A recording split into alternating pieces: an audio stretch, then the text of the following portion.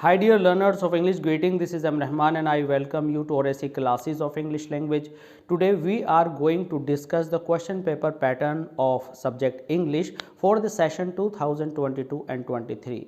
Students ने request किया है कमेंट सेक्शन के थ्रू कि सर हम कैसे प्रिपरेशन करें, क्या नए चेंजेस आए हैं क्वेश्चन पेपर में और इस सेशन में क्या नया होने वाला है, किस तरह से हम कम टाइम में अच्छे से रिवीजन करें। इससे रिलेटेड हम बहुत सारी बातें करने वाले हैं और आप इस वीडियो को लास्ट तक देखिएगा क्योंकि इसके अंदर बहुत सारी इंफॉर्मेटिव मटेरियल आपको मिलेगी जिसको लेकर आप बहुत अच्छे से तैयारी कर सकते हैं। अगर आपने चैनल अभी तक सब्सक्राइब नहीं किया है तो बिल्कुल सब्सक्राइब कर लें, बेल आइकन को हिट करें, लाइक और शेयर ज़रूर कीजिएगा। देखिए, हम आपको बता दें कि अब की बार जो क्वेश्चन पेपर का जो पैटर्न है यूपी बोर्ड क्लास 10 के लिए, तो उसके अंदर 20 मार्क्स के जो है आपको MCQs होंगे और रिमेनिंग जो 50 मार्क्स हैं वो आपको सब्जेक्टिव रूप में आएगा। इट मीन्स आपको क्वेश्चन पेपर 2 पार्ट्स में डिवाइडेड होगा। पहला पार्ट सेक्शन ए में आपको 20 क्वेश्चंस दिए जाएंगे और वो MCQ बेस्ड होंगे और जो दूसरा पार्ट है उसका वेटेज 50 मार्क्स होगा और उसमें आपको आंसर्स रिटन में देने होंगे। जो आपके MCQs हैं उसके लिए आपको OMR शीट को फिल करना सीखना होगा और इन सारे टॉपिक्स पर हम चर्चा करेंगे। लेकिन आज हम अपनी इस वीडियो में आपको बताने वाले हैं कि हमारा जो 20 मार्क्स का जो पार्ट है उसमें हमारी कौन कौन सी बुक्स कितने कितने पार्ट में आने वाली हैं, उसको भी हम डिटेल में डिस्कस करेंगे। इससे पहले कुछ दूसरी ज़रूरी चीज़ों पर निगाह डाल लेते हैं। जब भी हम एग्जामिनेशन की प्रिपरेशन करते हैं तो हमें अपने माइंड में 2 से 3 चीज़ें रखनी बहुत ज़्यादा ज़रूरी हैं। सबसे पहली बात यह है कि हमें उस सब्जेक्ट की प्रॉपर नॉलेज होनी चाहिए।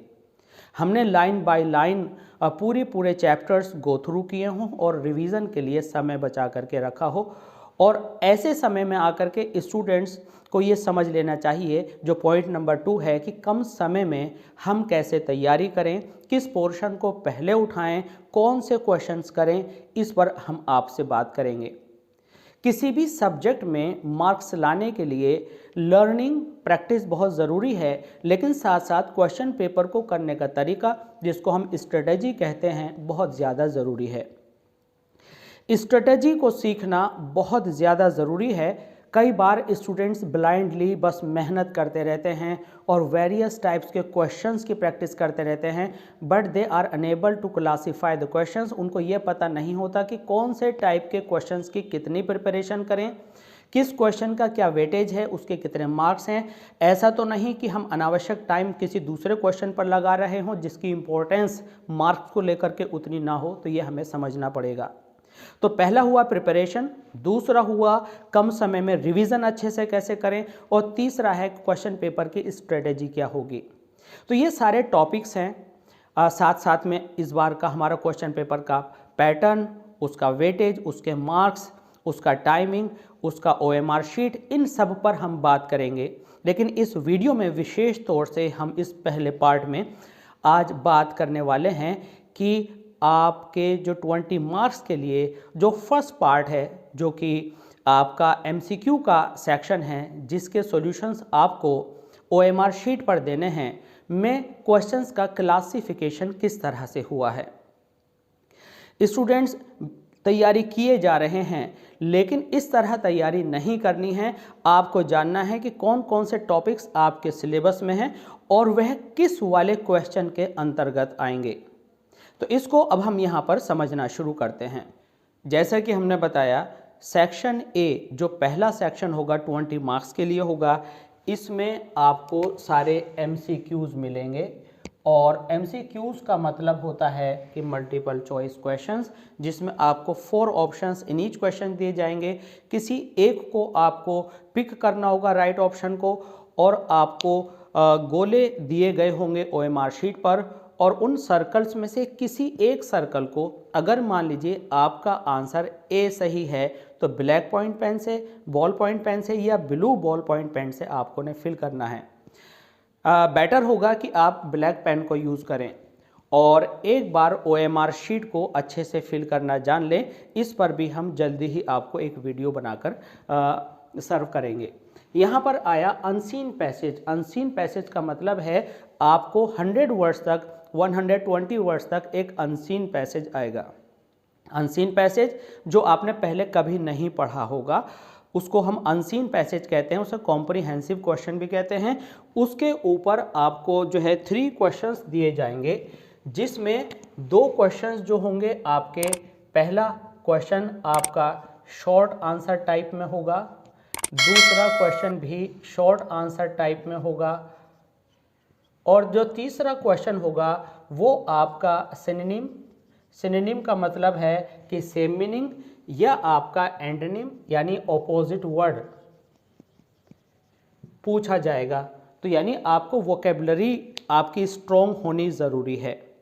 तो जब हम कोई भी तैयारी करें तो हम उन सारे पॉइंट्स को अच्छे से जान लें कि देखो भाई, हमसे सेम मीनिंग भी पूछा जाना है, हमसे ऑपोजिट वर्ड भी पूछा जाना है, और हमसे क्वेश्चंस भी पूछे जाने हैं।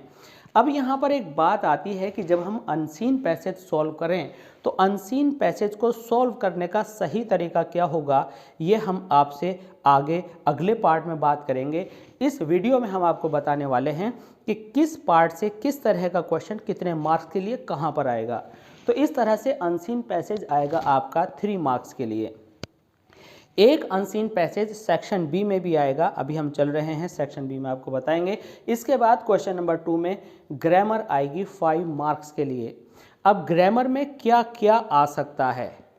ग्रामर में जो हमारे टॉपिक्स हैं वो 10-12 टॉपिक्स हैं, जबकि क्वेश्चंस कोई 5 आएंगे, तो उनमें से कोई 5 यहाँ पर आपको मिल सकते हैं। तो वो टॉपिक कौन से होंगे, पर आप देख सकते हैं सेक्शन ए के क्वेश्चन नंबर 2 में ग्रामर जो कि 5 मार्क्स के लिए आएगी, में वेरियस टाइप के टॉपिक्स हैं, इनमें से कोई 5 टॉपिक्स चुने जाएंगे और एक नंबर का वो टॉपिक आपको मिलेगा।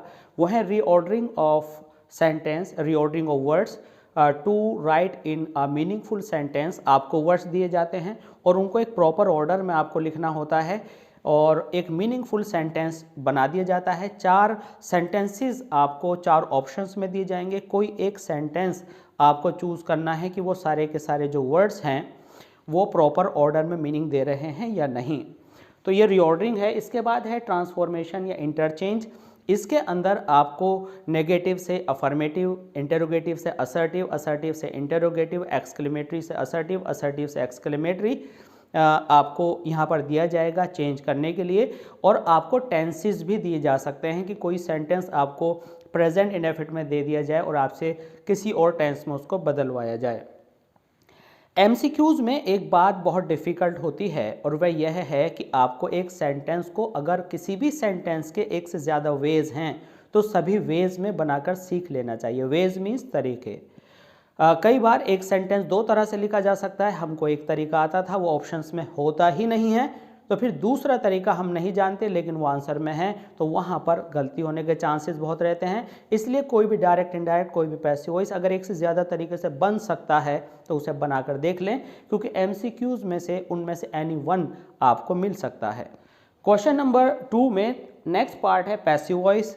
तो इसमें पैसिव वॉइस की तैयारी कैसे हम करें, पैसिव वॉइस किन किन टॉपिक्स पर आता है, ये हम आपको लगातार बताते रहे हैं और वेरियस वीडियोस हमारे चैनल पर अवेलेबल हैं। लगभग 900 वीडियोस हमारे चैनल पर अवेलेबल हैं। आपके हर टॉपिक से रिलेटेड हम हर एक क्वेश्चन पर बेस जो एक्सरसाइज है उसका लिंक आपको डालेंगे, वहाँ से आप पैसिव वॉइस पिक कर सकते हैं, नरेशन पिक कर सकते हैं। तो ये 3rd क्वेश्चन आपका पैसिव वॉइस बेस्ड होगा, जिसमें पैसिव से एक्टिव या एक्टिव से पैसिव भी आ सकता है आपको, और 4 ऑप्शंस होंगे। जो भी सही ऑप्शन होगा आप उसे पिक करेंगे। इसके बाद parts of speech. Parts of speech का मतलब होता है कोई भी एक वर्ड है उसको नाउन से आप एडजेक्टिव में जाएं, एडजेक्टिव से एडवर्ब बनाएं, एडवर्ब से नाउन बनाएं, नाउन से वर्ब बनाएं, वर्ब से नाउन बनाएं। तो ये आपको वर्ड्स बदलने आने चाहिए। और इस तरह का जो क्वेश्चन है वो 2 तरह से आता है। एक टाइप ये होगा कि आपको एक वर्ड दे दिया जाए, जैसे आपसे कह दिया गया वीक, तो वीक क्या है, एडजेक्टिव है, विशेषण है। आपसे कह दिया गया इसका नाउन बनाओ और नीचे 4 ऑप्शन आ गए, तो आप वीकनेस पर राइट लगाएंगे कि वीक से वीकनेस बना। ये भी पूछा जा सकता है कि आपको वीकनेस वर्ड दे दिया जाए और फिर आपसे पूछा जाए कि नाउन है, एडजेक्टिव है, एडवर्ब है या कोई और वर्ब है, व्हाटएवर। तो इस तरह से आपको इसकी तैयारी करनी होगी। आप केवल तैयारी ही करते रहें, ये तरीका गलत होगा। आपको टेक्निकल तैयारी करनी है, तब आपके बहुत अच्छे मार्क्स आएंगे। राइट फॉर्म ऑफ वर्ब, आपको ब्लैंक दे दिया जाएगा, सेंटेंस दे दिया जाएगा।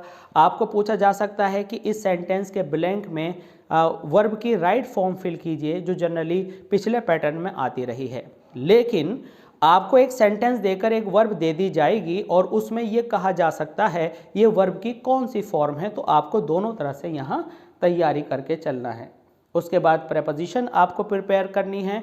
कुछ प्रेपोजिशन ऐसी होती हैं जो आप अपनी समझ से स्पीड वगैरह को देखकर चूज़ कर लेते हैं, कुछ आपको लर्न करनी होती हैं, कुछ फ्रेजेस में होती हैं, कुछ फ्रेजल वर्ब्स से आपको सीखनी होती हैं। तो ये जो प्रेपोजिशन का दायरा है 10th स्टैंडर्ड को लेकर आपको सही से सीखना है। इस पर भी वीडियोस हमारे चैनल पर अवेलेबल हैं, आप डिस्क्रिप्शन में जा कर के लिंक्स को क्लिक करके वहां से इनको सीख सकते हैं। और जो भी आपको प्रॉब्लम है बोर्ड एग्जामिनेशन से पहले आप कमेंट सेक्शन में ज़रूर लिखिएगा, उसमें हम वीडियो के थ्रू आपकी हेल्प करने की कोशिश करेंगे। अब हम आते हैं क्वेश्चन नंबर 2 के पार्ट 7 पर। इसमें डायरेक्ट एंड इनडायरेक्ट स्पीच पर बेस्ड एक क्वेश्चन आपको दिया जाएगा, उसके 4 ऑप्शंस सॉल्यूशन में दिए जाएंगे और आपको चूज़ करना होगा कि कौन सा पार्ट सही है। तो इसमें आपके assertive based, interrogative based, imperative based और एक्सक्लेमेटरी बेस्ड सेंटेंसेस आपसे पूछे जाएंगे, उसको आप अच्छे से समझ लें। इसका लिंक भी आपको हमारे डिस्क्रिप्शन बॉक्स में मिल जाएगा। अगला आता है पंक्चुएशन। पंक्चुएशन होती क्या है ये आपको समझना है। बहुत सी वीडियोस हमारे चैनल पर अवेलेबल हैं। कॉमा कहाँ लगाते हैं, इन्वर्टेड कॉमास कहाँ लगाते हैं, पंक्चुएशन का कौन सा क्वेश्चन सबसे ज़्यादा रिपीटिशन में आता है और आप कितनी बार कौन सा क्वेश्चन करके देखें, ये आप आगे समझते रहिएगा। पंक्चुएशन का आपका क्वेश्चन आएगा 1 मार्क के लिए, आप तैयार रहिएगा। उसके बाद है क्वेश्चन आर्टिकल्स का। आर्टिकल्स ए एंड द जो है आपके आर्टिकल्स कहाँ पर आप यूज़ करते हैं और कहाँ पर ए यूज़ करते हैं, कहाँ एन यूज़ करते हैं, ये डिटेल में आपको सीखना पड़ेगा, आप हमें लिख सकते हैं। इसके बाद आती हैं स्पेलिंग्स। स्पेलिंग्स में स्पेशली ऐसे वर्ड्स जिनमें ANCE, ENCE जैसी स्पेलिंग्स का कन्फ्यूज़न करने वाले वर्ड्स आपको सामने आएंगे, इनको आप तैयार रखिएगा। कुछ पर्टिकुलर वर्ड्स होते हैं जिनका रेपिटेशन एग्जामिनेशन में बहुत बार होता है, उन स्पेलिंग्स को आप याद कीजिएगा। इसके लिए भी हमारे चैनल पर लिंक अवेलेबल है, वहाँ से वीडियो देखकर आप स्पेलिंग्स लर्न कर सकते हैं। Sentence completion. सेंटेंस कंप्लीशन में आपको सेंटेंस में आधा पार्ट दे दिया जाएगा, क्लोज और कंजंक्शन से आगे छोड़ दिया जाएगा, इसको आपको पूरा करना होगा। तो इस तरह से sentence completion board question based videos आपके लिए अवेलेबल है हमारे चैनल पर, वहां से आप देख सकते हैं। तो ओवरऑल 5 मार्क्स के लिए इन 11 टॉपिक्स में से कोई 5 टॉपिक्स आपको आने वाले हैं। तो आप यहाँ पर देखेंगे कि अब हम क्वेश्चन नंबर 3 पर हैं। आपको ये समझना ज़रूरी है कि इस तरह से क्वेश्चन नंबर 1, 2, 3 ना दे करके वो जो आपको पहले अनसीन में 3 क्वेश्चन दिए गए थे, उन तीनों को ही इस तरह नंबर दिए जाएंगे क्वेश्चन नंबर 1, 2, 3। यानी पहले टाइप में पहले 3 क्वेश्चन होंगे, फिर क्वेश्चन नंबर 4 से लेकर के 8 तक हमने आपको बताया ये ग्रामर पार्ट के अंदर आपके आने वाले हैं। ये आपके अनसीन के अंदर ये 3 क्वेश्चन आने वाले हैं और क्वेश्चन नंबर 9 से लेकर के क्वेश्चन नंबर 10 तक आपको आएंगे। एक आपको सीन पैसेज दिया जाएगा। सीन पैसेज का मतलब है कि आपको जो आपकी 2 बुक्स हैं, एक है फर्स्ट फ्लाइट और दूसरी है फुटप्रिंट्स विदाउट फीट, जो आपकी रीडर है उसमें से लगभग 100 वर्ड्स तक का एक पैराग्राफ दिया जाएगा, उसमें से आपसे क्वेश्चन पूछे जाएंगे। और ये जो क्वेश्चन होगा ये चूँकि 9 और 10 ये 2 मार्क्स का क्वेश्चन आपका होगा और इस 2 मार्क्स के अंदर आपसे पैराग्राफ से क्वेश्चन भी पूछे जा सकते हैं, इसमें आपका टाइटल भी पूछा जा सकता है, इसमें आपसे कोई मीनिंग भी पूछा जा सकता है। क्वेश्चन नंबर 11 से लेकर के क्वेश्चन नंबर 13 तक फर्स्ट फ्लाइट बुक से आपको क्वेश्चन दिए जाएंगे 3। इसका मतलब ये वाला जो पार्ट है ये आपका 3 मार्क्स का होगा और इसमें आपको MCQs दिए जाएंगे चैप्टर की डिटेल्स पर बेस्ड। चैप्टर की डिटेल्स पर बेस्ड मीन्स मान लीजिए आपका चैप्टर है नेल्सन मंडेला वाला। तो उस नेल्सन मंडेला वाले चैप्टर पर आपको किस तरह से क्वेश्चन दिए जाएंगे, पूछा जाएगा कि साउथ अफ्रीका डेमोक्रेटिक कंट्री कब बना, तो आपसे ईयर पूछा जा सकता है। नेल्सन मंडेला की डॉटर का क्या नाम था, तो कैरेक्टर्स के बारे में जानकारी पूछी जा सकती है, उनके रिलेशंस पूछे जा सकते हैं, टाइटल पूछा जा सकता है चैप्टर का, राइटर का नाम पूछा जा सकता है, इवेंट पूछी जा सकती है कि जो सेरेमनी थी वह कब ऑर्गेनाइज की गई, तो इस तरह से ईयर हो सकता है। या आपसे कहें कि एन फ्रैंक ने डायरी को लिखना कब शुरू किया, उसकी कितनी एज थी, इन सारी बातों को पूछा जा सकता है। डिस्क्रिप्शन में किसी की क्वालिटी, किसी की खराबी, ये सारी बातें पूछी जा सकती हैं। कुछ इस तरह से क्वेश्चन किया जा सकता है कि कूर्ग की मुख्य फसल के बारे में बताइए, it means what is the main crop of Coorg. तो वहाँ पर आपको ये छोटी छोटी जानकारियाँ जब आप चैप्टर पढ़ें तो इनकी चैप्टर की जानकारी आपको लाइन बाय लाइन क्लियर होनी चाहिए। किसी भी चैप्टर को कैसे तैयार करें कि कम समय में आप अच्छे से पढ़ पाएँ, इस पर जल्दी ही हम आपसे मिलेंगे अपनी आगे नई वीडियो में। इस तरह से एज से रिलेटेड क्वेश्चन पूछे जा सकते हैं और किस राइटर ने क्या अचीवमेंट किया। तो इस तरह से फर्स्ट फ्लाइट पर 3 मार्क्स के लिए आपको ये चैप्टर बेस्ड इंफॉर्मेशन आपसे मांगी जाएगी और ये आपको बारीकी के साथ तैयार करना है। इसके बाद क्वेश्चन नंबर 15 में, जैसा कि अभी हमने थोड़ी देर पहले बताया कि ये सारे क्वेश्चन एक सीक्वेंस में होते हैं, इनमें क्वेश्चन और उनके सब पार्ट्स फर्स्ट सेकंड थर्ड में नहीं होंगे, बल्कि जो पार्ट्स होंगे वे भी अगले मेन क्वेश्चन के नंबर में होंगे।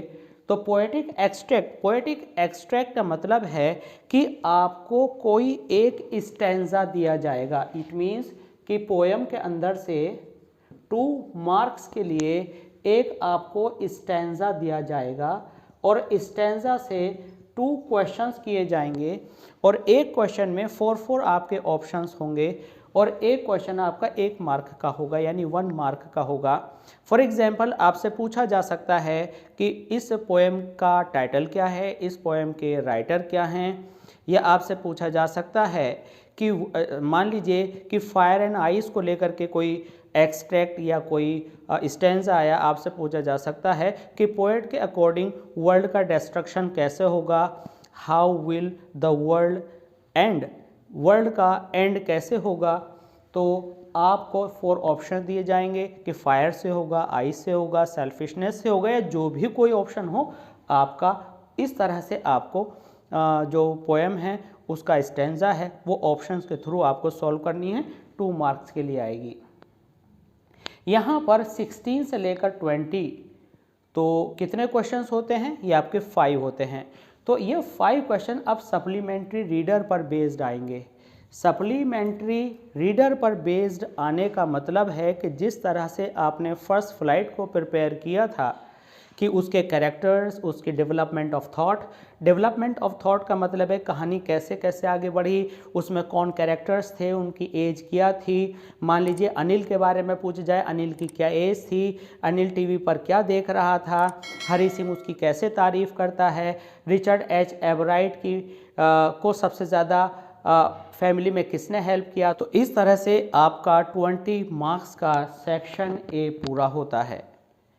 सेक्शन बी की बात हम करेंगे अपने अगले सेशन में, उसका आप वेट कीजिए और जब चैनल सब्सक्राइब करें तो बेल आइकन को ज़रूर हिट कीजिएगा ताकि आपको नोटिफिकेशन मिले।